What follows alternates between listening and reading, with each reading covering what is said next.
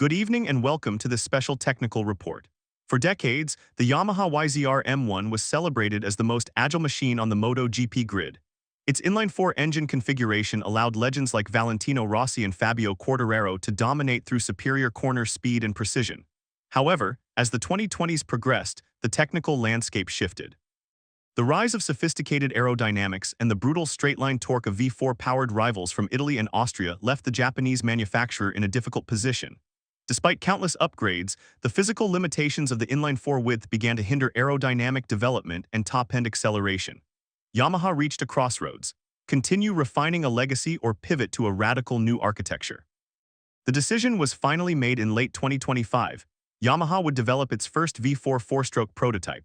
This shift is more than just a mechanical change. It represents a total philosophical departure for the Iwata factory.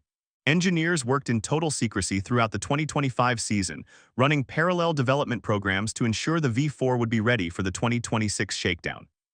The stakes could not be higher, as the manufacturer essentially bet its entire future on this new platform. Initial reports from the factory suggested that while the inline-4 was a masterpiece of balance, the V4 was designed for one thing: raw, uncompromising performance. But the question remained, could a rider used to the smooth delivery of the old bike handle the aggressive character of the new machine? The transition has officially begun, and the world is watching to see if this pivot will restore Yamaha to its former glory. Many doubted that a superbike champion could master the most complex motorcycle on earth, but Toprak Razgatlioglu is currently proving the Paddock wrong in the most explosive way possible. The arrival of Toprak Razgatlioglu to the factory-supported Pramac Yamaha squad is being hailed as one of the most significant rider transfers in recent MotoGP history. Entering the 2026 season, the Turkish star faced immense pressure. Critics suggested that his signature riding style, defined by late, aggressive braking, would not mesh with the high-tech electronics and specialized tires of a MotoGP prototype. Moving from a winning project at BMW in the superbike world was seen by some as a massive career risk. Yet, according to team insiders, Razgatlioglu's transition has been remarkably systematic. He has spent months analyzing telemetry and working closely with technical director Massimo Bartolini to bridge the gap between production-based racing and prototype development. The narrative in the US racing community has been one of intense curiosity. Can the king of stoppies adapt his stop-and-go style to a bike that requires fluid cornering? The internal feedback from the garage suggests that Toprak is not just adapting, he is actively reshaping the development direction of the M1. His unique perspective is providing Yamaha engineers with data they never had from riders who spent their entire careers on inline-4 machines. This synergy between a radical rider and a radical bike has created a perfect storm of hype. However, the true test was always going to be the stopwatch at the Sepang International Circuit. As we move into the technical breakdown of the shakedown test, it's clear that Toprak's presence has injected a new level of confidence into the Yamaha crew. They aren't just here to participate, they are here to disrupt the established hierarchy of Ducati and Aprilia. The Turkish gamble is no longer a question of if, but when the results will manifest on the podium. As the first day of testing concluded in Malaysia, a heavy silence fell over the rival garages as they looked at a leaderboard that no one predicted. The 2026 Sepang Shakedown has traditionally been a quiet affair reserved for test riders and rookies, but this year it became the center of the motorsports universe. Under the concession rank D rules, Yamaha was permitted to field its full rider lineup, and the results were immediate. Toprak Razgatlioglu didn't just participate, he led the session from the early morning hours, eventually finishing P1. His lap times were described by analysts as staggering for a first official outing on a brand new prototype. Observers trackside noted that the Yamaha V4 appeared significantly more stable under heavy braking compared to its predecessor. The bike's exhaust note, a deep guttural roar, signaled a massive increase in torque and acceleration. But it wasn't just the raw speed that caught people's attention, it was the consistency. Toprak was able to string together multiple laps within a tenth of a second, suggesting that the V4 package is already surprisingly refined. This performance has sent a clear warning signal to the rest of the paddock. Rival manufacturers, who had expected Yamaha to spend the first half of the season in a learning phase, are now re-evaluating their own development timelines. Reports suggest that the Yamaha engineering team recorded significant gains in top speed, finally matching the benchmark set by the leading European factories. However, a shakedown is only the first step. The true challenge lies in maintaining this momentum when the full grid of world-class riders joins the track for the official test. Despite the success, the team remains cautious, emphasizing that they are still exploring the limits of the new chassis and aerodynamics.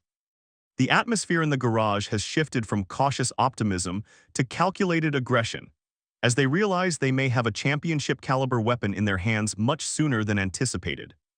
Telemetry engineers were reportedly stunned when they saw the braking data, claiming that Toprak is doing things with a V4 that should be physically impossible.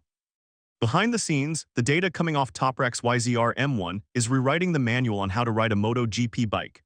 Journalistic reports from the technical side of the paddock indicate that Razgatlioglu is utilizing a braking technique that puts immense strain on the front Michelin tires, strain that usually leads to a setback. However, the new V4 chassis architecture seems to thrive under this pressure. By shifting the engine weight further back compared to the inline 4, Yamaha has created a bike that maintains its line even when the rear wheel is nearly off the ground. This stoic braking allows Toprak to dive into corners later than any other rider on the grid, gaining vital milliseconds in the entry phase.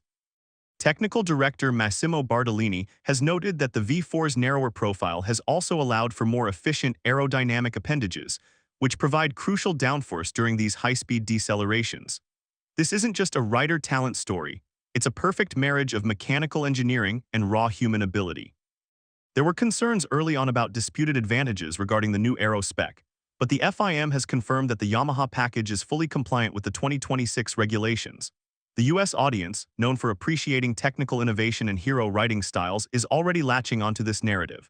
The Ottoman Project is quickly becoming the most talked about technical story of the decade, but with such extreme performance comes extreme risk.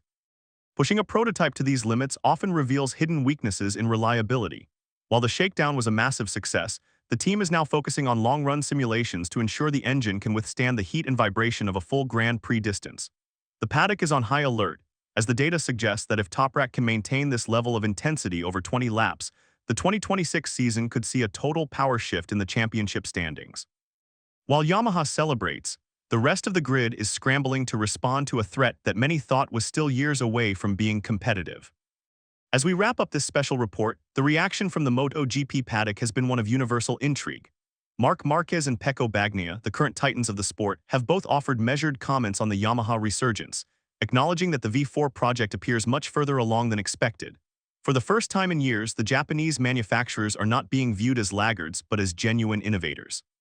The 2026 season is shaping up to be a historic transition, not just because of the V4, but because this engine will serve as the laboratory for the 850cc 2027 regulations. Yamaha's strategy is clear: use the freedom of the concession system to gain a head start on the next era of racing.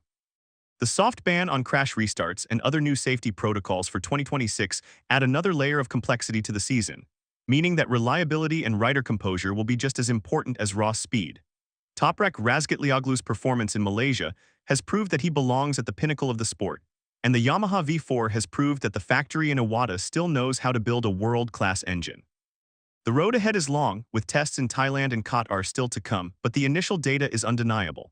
We are witnessing the birth of a new era in motorsports, one where the Ottoman awakening could very well topple the European dominance that has defined the last 5 years. For fans in the USA and around the world, the 2026 season opener cannot come soon enough. This has been a professional look at the technical revolution in MotoGP. Stay tuned as we continue to track the progress of the V4 project and the rise of the next generation of racing legends.